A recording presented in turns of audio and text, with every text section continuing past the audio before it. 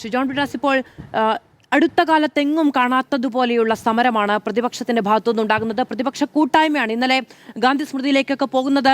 രാഷ്ട്രീയ വ്യത്യാസമില്ലാതെ എല്ലാ എതിർപ്പുകളും അഭിപ്രായ വ്യത്യാസങ്ങളും മാറ്റിവെച്ചുകൊണ്ടാണ്. സ്വാഭാവികമായും ഈ CJPയുടെ പ്രതിഷേധവും പ്രതിപക്ഷം ഒറ്റക്കെട്ടായി നിൽക്കുന്നതും ഒക്കെ വലിയ സമ്മർദ്ദത്തിന്റെ ഭാഗമായിട്ടാണ് ഇന്നലെ പ്രധാനമന്ത്രി ഈ അർദ്ധരാത്രിയിൽ ഈ വീഡിയോ ഇട്ടത് എന്നതുകൂടിയാണ് കരുതുന്നത്. ഇപ്പം 2008 പരീക്ഷയുടെ കാര്യം ശ്രീ ഡോക്ടർ ജയപ്രസാദ് പറയുന്നുണ്ടായിരുന്നു. 2013 നീറ്റ് ഇംപ്ലിമെന്റ് ചെയ്യുന്നത്. 14-ലും 15-ലും സുപ്രീം കോടതി നിർദ്ദേശപ്രകാരം അത് നിർത്തിവെക്കുന്ന സാഹചര്യമുണ്ടായിരുന്നു. പിന്നീട് മോദി സർക്കാരിന്റെ കാലത്ത് തന്നെയാണ് ഇത് വീണ്ടും പുനഃക്രമീകരിക്കുന്നതൊക്കെ. ഇതിന്റെ എന്ത് ഉത്തരവാദിത്തമാണ് പോയ സർക്കാരിൽ ചാർത്തിക്കൊടുക്കാൻ സാധിക്കുക?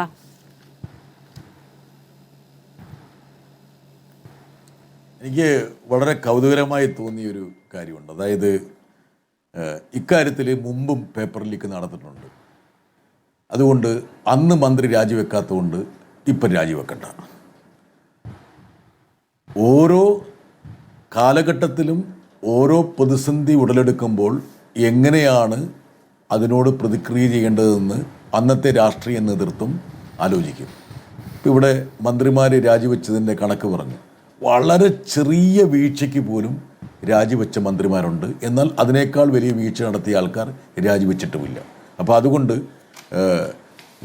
UPA ഗവൺമെൻറ്റിൻ്റെ കാലത്ത് ഇതുപോലെ മറ്റേ ചോർച്ച ഉണ്ടായപ്പോൾ മന്ത്രി രാജിവെച്ചില്ല എന്നതുകൊണ്ട് ധർമ്മേന്ദ്ര പ്രധാൻ രാജിവെക്കണ്ടില്ല എന്ന് പറഞ്ഞു. പക്ഷേ എന്നെ അത്ഭുതപ്പെടുന്നൊരു കാര്യം, ഇതുപോലുള്ള ഒരു പ്രതിഷേധം, രോഷം രാജ്യവ്യാപകമായി ഇതുമായി ബന്ധപ്പെട്ട് എപ്പോഴെങ്കിലും ഉയർന്നിട്ടുണ്ടോ?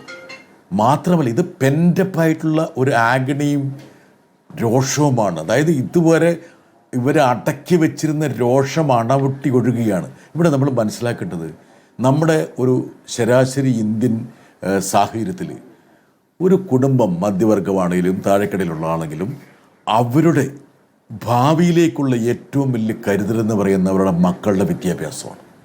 ഒരു മകൻ ഒരു മകൾ രക്ഷപ്പെടണം, അതാണ് ആ കുടുംബത്തിൻ്റെ സ്വപ്നമെന്ന് പറയുന്നത്. അങ്ങനെ കോടാനുകൂടി വരുന്ന ഈ ചെറുപ്പക്കാരുടെ സ്വപ്നങ്ങൾ നിരന്തരം ചവിട്ടി മെതിക്കപ്പെടുമ്പോൾ ആ രോഷം മുഴുവൻ ഒരു വലിയൊരു പ്രതിഷേധ ജ്വാലയായിട്ട് ഉയരുകയാണ്. കേവലപരമായിട്ടുള്ള ഒരു ജനാധിപത്യ മര്യാദയുണ്ടെങ്കിൽ അതിനോട് സ്വാഭാവികമായിട്ട് നീതി പുലർത്തിക്കൊണ്ട് ഉത്തരവാദിത്തമുള്ള മന്ത്രി മാറി നിൽക്കുക എന്ന് പറയുന്നത് ജനാധിപത്യത്തിൻ്റെ ഒരു രീതിയാണ്. ഇനി വേറൊരു കാര്യം പറയാം. 150ഓളം പരീക്ഷകളാണ് ഇവിടെ ചോർന്നത്. 150ഓളം. ആകെ 2 പേരാണ് ചെറിയ ശിക്ഷ ഏറ്റുവാങ്ങി ഈ ഒരു പ്രതിസന്ധിയിൽ ഈ പറയുന്ന ശൃംഖലയിൽ ശിക്ഷിക്കപ്പെട്ടിട്ടുള്ളത്. ഇപ്പോൾ അദ്ദേഹം ജയപ്രസാദ് പറഞ്ഞൊരു കാര്യമുണ്ട്. അതായത് തിരുവനന്തപുരത്ത് എന്താണ് മറ്റേ ജലപീരങ്കി ഉപയോഗിക്കുന്നില്ലേ? ജയപ്രസാദ്, നിങ്ങൾ ഡൽഹിയിൽ എന്താ സംഭവിച്ചെന്നറിയോ? അതായത് ആണിയടിച്ച ലാത്തി വെച്ചിട്ടാണ് വിദ്യാർത്ഥികളെ മർദ്ദിച്ചുകൊണ്ടിരുന്നത്. ഇലക്ട്രിക് ബാറ്റൺ ഉപയോഗിച്ചിട്ടാണ്. ടിയർ ഗ്യാസുകൾ നേരെ ജനക്കൂട്ടത്തിലേക്ക് ടിയർ ഗ്യാസ് എറിയുന്നുണ്ട്. അത് നേരെ വിദ്യാർത്ഥികളുടെ മുകളിലേക്ക് ഉപയോഗിച്ചു. പെല്ലറ്റുകൾ, ഒരു കുട്ടിയുടെ കണ്ണ് ഇവിടെ രാമനോഹർ ലോഹി ഹോസ്പിറ്റലിൽ നഷ്ടപ്പെട്ടു. മാത്രമല്ല, നിങ്ങൾ പോലീസ് മാത്രമല്ല, അർദ്ധസേന മാത്രമല്ല, ഗുണ്ടകളും കൂടി ഇടകലർന്ന ഒരു സംയുക്ത തല്ലിപ്പൊളി സംഘമാണ് ഈ വിദ്യാർത്ഥികളെ നേരിട്ടത്.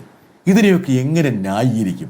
ഏതെങ്കിലും ഒരു ജനാധിപത്യ രാജ്യത്ത് ഇതുപോലുള്ള ഒരു ക്രൂരകൃത്യം തലസ്ഥാന നഗരിയിൽ പട്ടാപ്പകൽ അരങ്ങേറുമ്പോൾ അതിൽ ഒരു മന്ത്രി മാത്രം രാജിവെച്ചാൽ മതിയോ?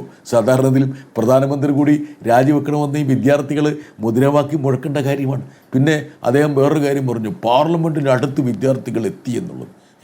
പാർലമെൻറ്റിൽ ഇന്നലെയാണ് വിദ്യാർത്ഥികൾ എത്തിയിട്ടുള്ളത്. പാർലമെൻറ്റിന് മുമ്പ് ആൾക്കാർ എത്തിയിട്ടുണ്ട്. നിങ്ങളുടെ സുരക്ഷാ ഭടന്മാരെ അതിജീവിച്ചിട്ട് പാർലമെൻറ്റിൻ്റെ ഉള്ളിലേക്ക് ചാടിയിട്ട് പുകബോംബ് എറിഞ്ഞിട്ടില്ലേ ആൾക്കാർ? അതൊന്നും നിങ്ങൾക്ക് ഈ പറഞ്ഞ ധാർമ്മിക രോഷമില്ലല്ലോ. പാർലമെന്റ് എന്ന് പറഞ്ഞാൽ ജനങ്ങളുടെ ഇംഗിതം പ്രകടിപ്പിക്കാൻ വേണ്ടിയുള്ള വേദിയല്ലേന്നേ. കുറച്ച് പ്രതിഷേധക്കാരെ അങ്ങോട്ട് വരട്ടെ. എന്താ ചില്ലുമാണ് വല്ലോ ആണോ? അവിടെ ആരോ പറഞ്ഞ അങ്ങോട്ടൊന്നും ആരും വരരുതെന്ന് പറയാൻ വേണ്ടി. ഞങ്ങൾ നിരത്തിലിറങ്ങി പ്രതിഷേധിക്കുന്ന ആൾക്കാരല്ലേ. പ്രതിഷേധിക്കുന്നവർ അങ്ങോട്ട് വരട്ടെ.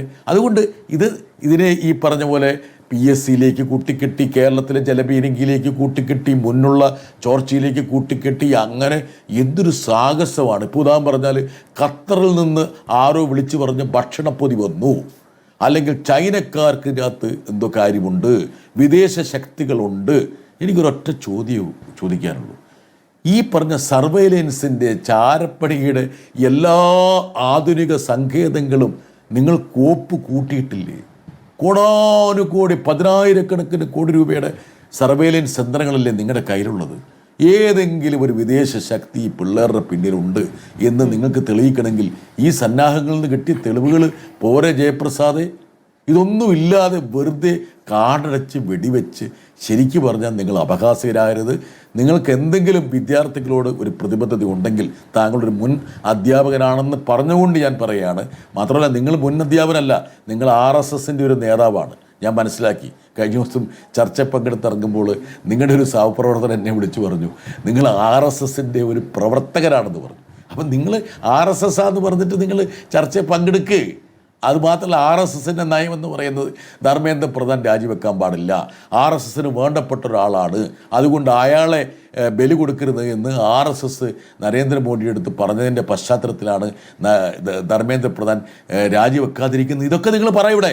അതിന് പകരം നിങ്ങളിങ്ങനെ വളച്ച് കെട്ടിയിട്ട് അവിടെയുണ്ടോ ഇവിടെയുണ്ടോ എവിടെയുണ്ട് എന്ന് ആർക്കും അറിയാത്ത രീതിയിലൊന്നും സംസാരിച്ച് ഈ ഒരു പുകമറ സൃഷ്ടിക്കാതെ, നിങ്ങൾ ഈ ചർച്ചയിൽ ടിയർ ഗ്യാസ് പൊട്ടിക്കാതെ നിങ്ങൾ കൃത്യമായിട്ട് സ്പഷ്ടമായിട്ട് എന്താണ് നിങ്ങൾക്ക് പറയാനുള്ളതെന്ന് പറയുക. അതാണ് എനിക്ക് നിങ്ങളോട് പറയാനുള്ളത്. ശരി, വളരെയധികം നന്ദി ശ്രീ ജോൺ ബ്രിട്ടാസ്. ഞങ്ങളോട് ഇത്രയും സമയമാണ്. അദ്ദേഹം ഈ ചർച്ചയിൽ നിന്ന് പിരിയുകയുമാണ്.